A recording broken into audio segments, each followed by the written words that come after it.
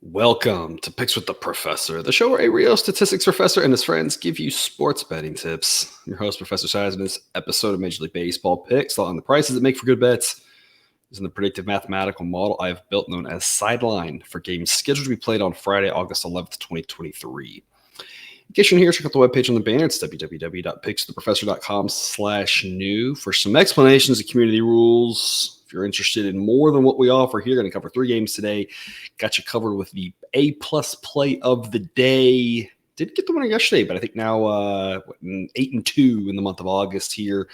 Been rolling all season long, continues to do so in August. Got you covered for that at Black Book Sports, or if you want that and all the picks, all the plays, all the information, all the first fives, totals, etc. Got all that covered for you on Dub Club. That link's in the show description. And cost for that's under $1 per day. You will make it back, I promise you. You also get exclusive access to our Discord chat, which is a lot of fun over there as well. But as always, remember that sports are unpredictable, so the discussion on this show projects a typical game, does not try to forecast it to a T, as that would be a foolish and impossible goal. There are no right sides or wrong sides, or the prices where any side should be played. This is the probabilistic thinking that is going to be key to growing your bankroll instead of draining it. There are ups and downs, but it balances out in the long run. You just don't know what's going to happen on any individual game before it does. In other words, please understand that good and bad variance will occur. So the long run profitability has been proven, winning every single day. It's an impossible reality for any gambler. Cousin Jared, I feel like I have to figuratively tip my cap to you, not literally because I have a headset on. But figuratively speaking, you told the people, you said, Red Sox, let's take the run line. In a game that had 2 runs, it was the lowest possible way the Red Sox could win the run line. Yeah. We talk about this all the time with Fenway, that it's just a weird park, that the park factor is high because you'll end up with games where both teams score double digits, but then you'll end up with games like last night. Yep. It's just a weird situation. Expected more runs, always expect more runs in Fenway, but still got the run line winner there. And you hinted to people, and if you're with us on Dub Club, you know exactly what we're talking about. You probably did either way, that the Dodgers run line you thought was a little bit scarier because it was supposed to be a low-score game, and it was, and that one did not come through on the run line. Just tip of the cap to you, sir. Well, thank you. I mean, something about blind squirrels, I feel like is the accurate saying there. You act modest, but I think the people who watch long enough, I don't think they would agree with that statement. Yeah. Well, okay. Yeah, there are certain facts. I mean, laying a run and a half in a game where the total is like 7.4. I mean, this is not the smartest thing to do. But yeah, I digress. Pirates getting us the outright winner yesterday afternoon, and I made the comment, hey, maybe dabbling a little bit on the money line. That worked out really well for us. If you played it safe and took the +1.5, you still had plus odds there, and that's the key that we keep talking about. Value in the long run is what you should be after. Sometimes picks are going to be a little bit uncomfortable, but in the long run, it's all about the price. And I think that Pirates game yesterday was a great example that the price was too high. It didn't mean the Pirates would win yesterday or would cover the run line yesterday. It just means in the long run, that was a smart pick. It turned out to work well for us. We got the Astros under, barely held on to that one in a game that looked like a dead under the entire time, but held on. Yesterday was 3-0 on the show picks.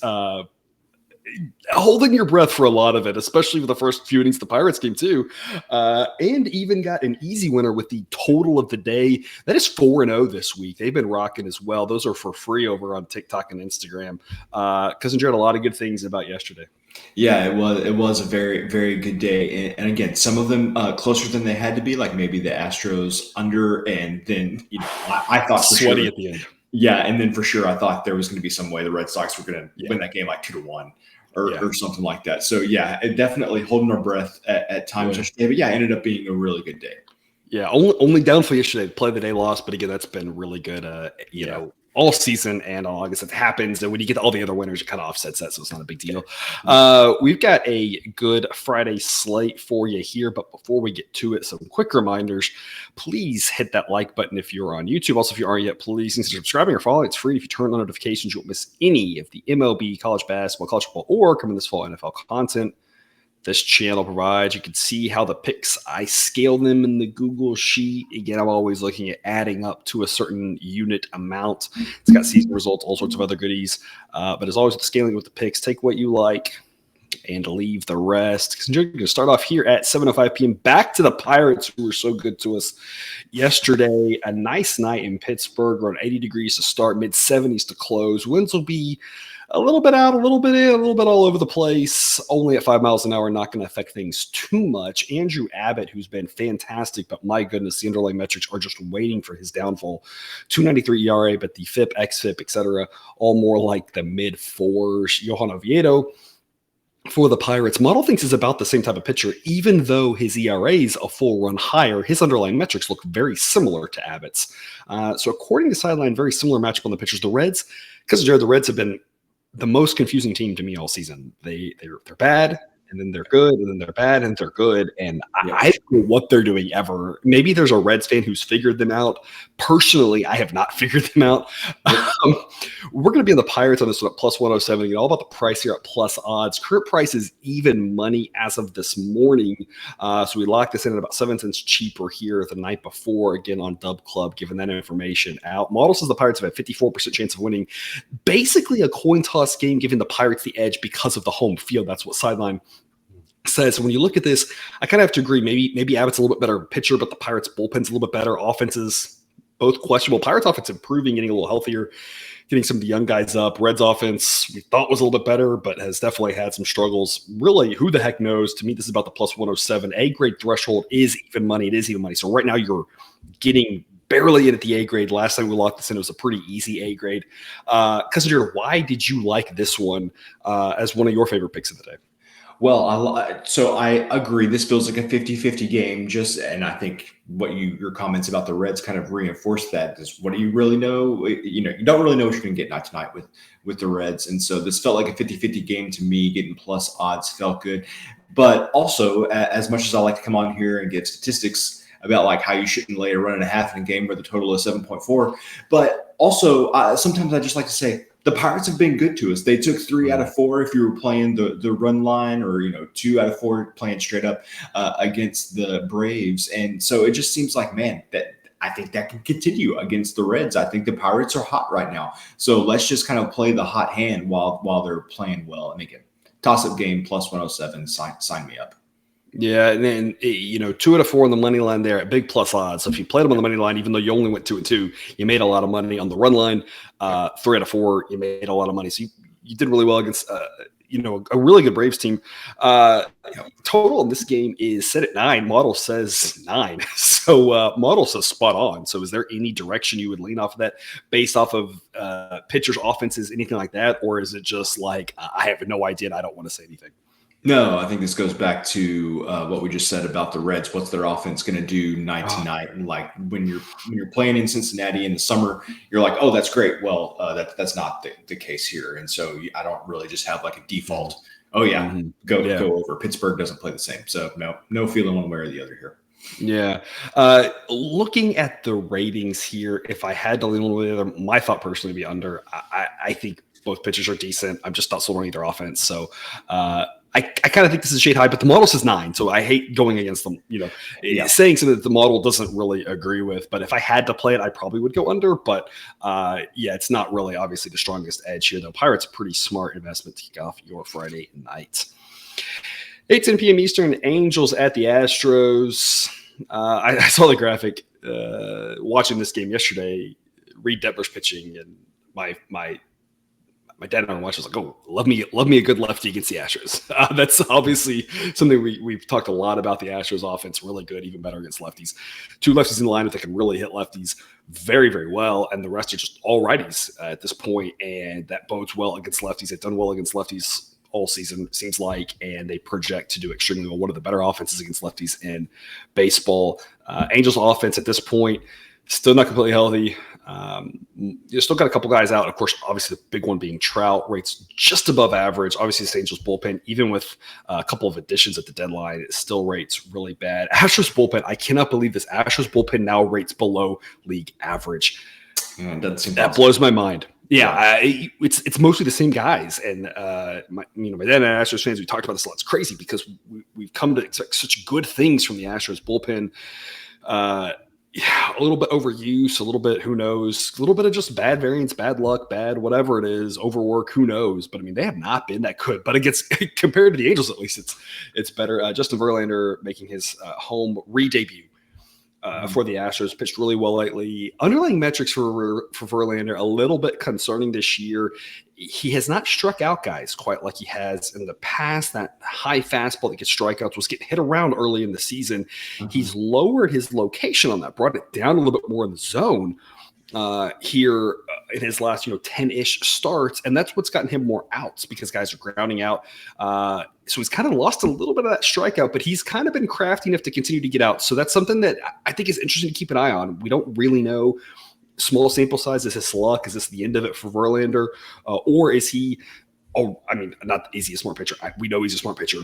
Is he using his intelligence, adjusting his fastball, and going to continue to get outs, even though he won't have quite the same strikeout stuff as he gets older? I think it's very possible for sure on that. We just don't know exactly. Again, we always try to talk about what's real, what's not. It's an interesting question. He's looked good. Can that continue? Reed Detmer's not a bad pitcher, better than his 4.78 ERA, but the Astros against lefty set to score some runs. Cousin Jared, we're going to go over 8.5. Model projects 9.2. I'm shocked this isn't at 9. I'd probably still play it at 9, honestly. I love me the Astros offense against a lefty. Verlander's probably going to give up a few runs, even though he's pitched a lot better. I don't think he's probably going to get rocked, but he should give up a few runs. The Astros bullpen, we talk about somehow below average. The Angels bullpen is always fun to go over against. Cousin Jared, over 8.5. Roof definitely closed as it's summer in Houston. What do you think? Yeah, so you talked about the Astros against the lefty. I want to focus on the pitchers. So Justin Verlander, he is still very good, not quite as good as he has been in the past, though. And so the thing that I would say there is I feel like his first stint with the Astros, how many times did we see him go 6 or 7 innings and he would give up like 3 hits, but 2 of them were solo home runs. Yeah. And he just he just always seemed to find a way to give up runs, even when he was pitching really, really well, just a couple of runs. I think he's a little bit worse than that. It wouldn't surprise me if he goes, 5 or 6 innings, gives up 3 runs here. Anyway, where I'm going with this is I'm not exactly expecting a lights out performance from Justin Verlander. A good start, a quality start maybe, but not just a lights out start. Yeah. Reed Detmers, on the other hand, I would caution everybody because about mid-June, I was looking at Reed Detmer's underlying stats, and I was like, this guy's been pitching better than what his underlying stats, or he's been pitching worse than his underlying stats have been. He's going to come back down to earth. He's going to, regress back towards the mean. He's going to do better. And at some point, you just have to be like, even though the underlying stats are saying one thing, he may just not have something's not clicking this year. And so, what I would say is that, his underlying stats just are portraying something that I don't think is accurate this year. He's kind of like the inverse Gonsolin from last year, where his underlying stats may be saying one thing, but the reality is he just doesn't do great this year. So, and then you already talked about how the Astros do against lefties. So sure, sign me up for the over 8.5. I think both of these starting pitchers are just a little bit overvalued, and then I think the Astros are just going to put up some runs. You talk about Detmers, struggling to meet his underlying metrics. Another great example of that's the guy the Astros beat yesterday, Hunter Brown, a guy whose underlying metrics are much better than the results. But yesterday, another rough outing. Even had Dusty, not started him for the 7th inning, which he shouldn't have. 6 innings, 3 runs isn't great. Against a good Orioles offense, maybe it's not terrible, but it's not ideal. And then he started the 7th, and things got even worse for him. And so sometimes that happens. We never know. Again, you never know what's real on some of these things. It's very difficult to identify. I'm not going to lie to y'all. We're giving to you on is sometimes with these situations, it's not exactly clear. So that's why we have a model to try to help make sense of it. But sometimes, these guys just continue. They just something with the catcher, something with the pitch sequencing, something with who really knows what's going on.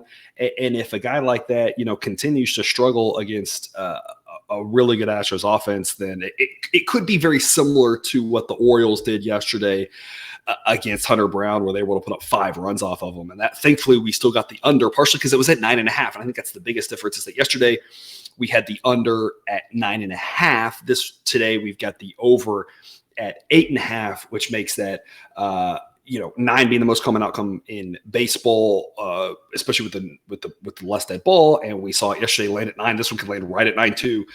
So big difference on the right or wrong side of 9 here. So over 8.5 here is the official pick. We'll talk about the side real quick. Model says Astros have a 68% chance to win. The correct price should be minus 211. The current price is minus 195. That would just eke into a B grade pick. Cousin Jared, this was minus 186 last night, so it was about a dime cheaper. Almost to an A grade. I was looking at that long and hard. What's your thought on the side here? Is it just a little bit too high of a price, a little bit too concerned with Verlander, too many eggs in one basket? Like, it feels like the Astros are a good side here with the better pitcher at home, better offense, better bullpen against a lefty. Everything adds up to that. Is it just a little too high of a price? What's your thought on the side?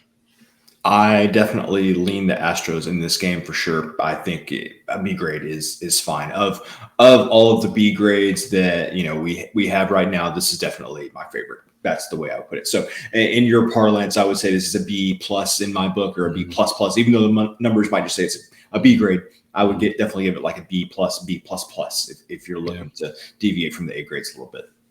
All right, that brings us to the pitcher prop of the day. We're going to go with Reed Detmer under 16.5 ounces. We've already kind of covered it here. Astros at lefties. Well, you can see on Outlier.bet, Detmer's has not gotten past the 5th inning in his last 3 starts. He had a nice little stretch there. He was pitching better, but you can see here for the most part, a lot of times he's just going 5 innings, a handful of times over, a handful of times under, but has not gotten past. He's not this season yet gotten exactly 16 outs. So 11 of the 12 outings he's gotten outs into the 6th inning against a good Astros offense that hits lefties well. It just doesn't seem like it's set up for him to have a lot of success here. Because, Jared, we've already talked a lot about Detmers. Is there anything else you want to add? And I would say you see like a handful of starts there, at least a few starts there with 17 outs, 18 outs. I think that how good the Astros are against a lefty is probably the difference in him going something like 17 or 18 outs versus going under this 16.5 number. I like this prop. This is one of my favorite ones that we've had since I've been on here with these props. This is definitely one of my favorites. Of note, the Angels did not play yesterday. Bullpen shaky, but fully healthy, fully rested at this point. That matters. And it's very similar to the one we had 2 days ago. We just missed Chris Flexen under 3.5 Ks. Kind of nailed the idea. It's just that Flexen had, first into the lineup, just pitched insanely well, kind of shockingly. And then after that, everything played exactly like we thought. I think he only had one more strikeout after that, got ran early. Rockies went to the pen early. So everything kind of played out right. We didn't get that prop, but that's sometimes just how it plays out, where he kind of just overperformed a little bit and that kind of cost us. But the read was right, especially with regards to early bullpen, not going to go a lot of innings, but just missed that K prop. But the same kind of thing here, the fact that you got Astros against a lefty, fresh bullpen. It's not to say that he can't go 6 innings, but he's going to have to pitch really well. Otherwise, it feels like a 5-inning type start, maybe even earlier, depending on exactly if this Astros offense gets rolling. Astros offense fully healthy again, that really matters. When they had Altuve and Yordan out, their offensive rating was below league average. At this point now, it's top 5. I mean, those 2 guys make a big difference. You saw it yesterday, even though the Astros lost. Altuve, I think, with 4 hits. We've obviously seen Tucker here have a great series against Baltimore, but you saw that offense fully healthy, what they did at the best team in the American League against an Angels team that's not quite as good pitching wise.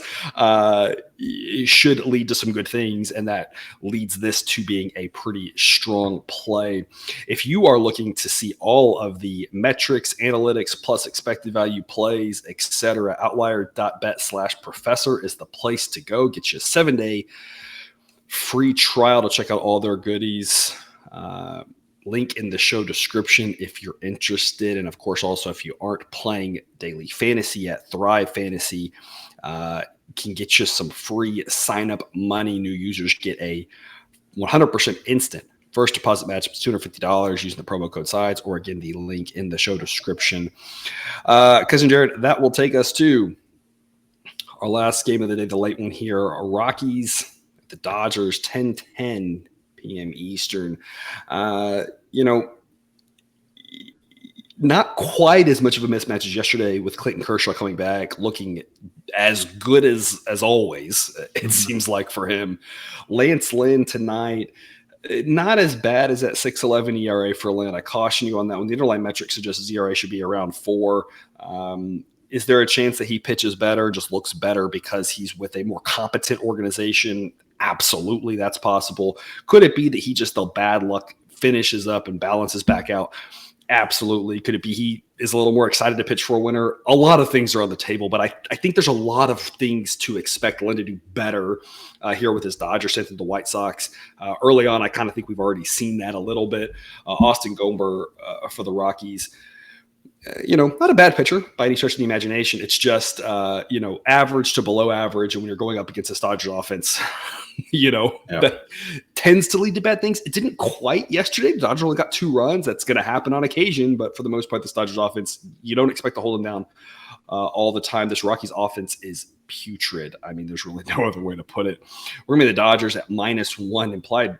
Odds of this is -235. So maybe you just decide to take the run line instead because these odds are just so high. But the model says the Dodgers win this 82% of the time. About 4 to 5 times correct price should be more like -455, and the money line current price is -300. Cousin Jerry, we always talk. We're going to take some dogs. We're talking about the Pirates, today and yesterday. And we've taken the A's a few times and profited off of them, especially in that middle of the season part where they were winning a handful of games. We took some massive plus odds. We're going to take some dogs. We're going to take some favorites. It's all about the value, no matter where it is. I know there's going to be some people who balk at big odds, but again, value is value. It doesn't really matter if it's minus or plus. The biggest thing about this is the scaling, and that's where, again, I really personally like this. Have your bet add up to a certain amount, because that way you aren't quite as exposed here on this to win one unit things. If you go to win one unit, you may risk a ton on this. So maybe to win a little bit less on this, and the same thing with the dogs, right? Bet a little bit less than you normally would, because you're going to get it back on the plus side, and that's where the adding up to 2 units, 3 units, whatever, based off your confidence level, I think it is really strong. But whether you're playing this on the money line or the run line, I think it's a strong pick. It's not a strong pick in the first 5. So that's one thing to note. Part of the reason the advantage happens here is that the Rockies bullpen below average, and one of those over the full 9 innings, whether it's early or late, the Dodgers should come through. And that's what we saw last night. The Dodgers actually lost the first 5. So I definitely don't think I'd be playing the Dodgers in the first 5. I want the full 9 innings, because whether it's Gomber or the bullpen, somebody's going to give up some runs. You have to imagine this really good Dodgers offense. Last night, it happened to be the bullpen. Tonight, it might be the starter. I don't really know, right? I can't predict this over crystal ball. But the first 5, much less of a strong play, in my opinion, in the full game, again, whether it's full game money line, full game run line. Cousin Jared, what are your thoughts? Lance Lynn. So I'm going to continue a theme that we've talked about the few times I've been on the show this week. Lance Lynn, of all of the things that have gone wrong for him this season, one thing that he's still been really good at is striking people out. And so I feel like he's due for some positive regression there. He's going to improve just because he was missing so many bats. The balls have gone in play. He's been really hurt by this year. The other thing is you're going to play the Rockies, who are not good offensively, and they're not playing in cores, and gotten worse with trading away some of their better hitters. Yeah. And so I feel like this is just a spot where if you got a guy who can miss a lot of bats, you got the Rockies offense. It seems to be a really good combination in my mind for the Dodgers, and that's really about it. You mentioned that maybe Lynn has some more motivations or whatever. Like, I'm not here to pass judgment on somebody, but like, just knowing what I know about Lance Lynn, seems like the type of guy that might be more motivated if he's playing for a winner than if he's playing for a loser. I mean, I want to see him get angry and curse and yell at the ball and yell at the batter and everything else. So if we're seeing more of that, he's probably going to have a good outing. Yeah, absolutely. To add insult to injury or injury to insult, I guess, for the Rockies, of course, Blackman having a solid season for the most part, was pretty solid last year, even though he's getting older. People kind of thinking he would have a downfall, but still pretty respectable on the injured list. Chris Bryant also on the injured list. I do believe that Bryant is probably coming back sooner. Blackman, I think, had a little bit of a setback here. So, some point these guys are going to come back and help, but you got those two guys out, traded Grichuk and Crone. Might have traded another guy. I can't even remember at this point. Not good things for this Rockies offense. And like you said, that bodes well. There's just a lot of things pointing in the right direction for Lynn to have a good start. I did look at his pitcher prop as well to see if we wanted to back him. His strikeout prop number is 8.5, a number he hasn't even quite got to very many times. It just kind of shows you how weak this Rockies offense is. So if you want to dabble in that, great. It's not my favorite of the day, but we're expecting him to have a good outing one way or the other. And like I said, there's just a lot of ways to get there, whether it's partially the Rockies, partially home start, and better pitching coach, better catcher, better team, more motivation, just the bad luck. Some of that, again, was just bad luck. And we don't want to try to blame too many things about it. It's not like he didn't care about, but whatever. I don't know if he did or not, right? We have no idea. It's not trying to say necessarily that. It's just sometimes there's bad luck. It's just a lot of ways that we can have a better outing, and just don't expect much here from the Rockies. Total in this game, almost just like the first one. Projection is 8.9. Actual total is 9. Cousin Jared, on the first game, I said, here's how I would play it if I had to. Personally, on this one, I have nowhere to go on this total because part of me is like, the Dodgers could get 9 by themselves. But part of me is like, if they don't, the Rockies might not score. They might score 1 run. So, I feel like Rockies total are so hard to pick. Their pitching actually isn't terrible relative to what it's been in the past. Their bullpen below average, but not completely putrid, right? Gomber's not terrible. So they have decent pitching relatively. It's just the offense is so bad, especially away from course. But you just always with the Dodgers, it's always scary to play their under. So I don't know if you have any bit of a lean, unlike I do on this one. Yeah, I would lean under, but just a lean, nothing that I feel super confident about. All right, so we've got like the weakest of leans here on the under in the first game we talked about and this game between the two of us, but nothing really strong. But the good total play there, of course, is the Angels and Astros game, and of course we'll get another total a day over on TikTok and Instagram. That will be my favorite total of the day. So if you like the totals, of course, make sure you're over there. That's all we've got for today's show. Cousin Jared, any parting words for people's weekends? Justin Wilcox really looks dumb now that he didn't take the Oregon job. And Oregon's going to the Big Ten, and Cal has roadblocks to getting into the ACC. I don't know. Literally like a lot of roadblocks between California and the Atlantic Ocean. Yeah. I was wondering how long it would take you to mention that again. So I don't know what the exact, but the bet is hit now. So if you had the over under, I guess you either cash or not. I was with everything happening. I was just thinking Cousin Jared's gonna harp on that again now. That one of those teams is landing in the Big Ten. Although and I don't want to spend too much time on this because we'll talk about all the stuff in the college football show. But I Oregon in the Big Ten, but also feels like they're going to be a little bit hamstrung going forward, and maybe a little bit less hamstrung. I think they can probably survive a little better because they've got Nike Daddy down the road who can maybe help bridge some of that gap. Obviously not all of it. I don't think he's going to kick in an extra 20, but he might kick in $20 million a year and just say whatever. Who cares? Yeah. Washington's the one I'd be a little bit more worried about with the half share. They feels like that's going to be, and they had to do it. I get it, but that just feels a little bit concerning for them. 5 to 10 years or whatever, the gap there financially that I don't know. I'm sure they've got some rich benefactor, but they're going to really need those guys to step up because the half share for them puts them at a weird spot that you don't typically see. You see it on occasion, but of late it hasn't been that way, right? All the guys going to the Big 12 now, full shares. Texas Oklahoma go to SEC, full shares. USC, UCLA go to the Big 10, full. Everything's been full shares as of late here. Except for those two. So I think it's interesting to talk about. So we'll have a college football episode in a little over 1 week for week 0. So it's coming. Wow. We'll talk about all these things and more, I'm sure. But otherwise, everyone, hopefully you're having a have a good Friday here, good weekend. We thank you for tuning in to this episode of Picks with the Professor. Make sure you're subscribed. That way you don't miss any of the content that we provide here. It's up right into your feeds. But otherwise, we'll see you back on Monday with more baseball betting content. But until then, as always, best of luck. And remember, you can eat your betting money, but please don't bet your eating money.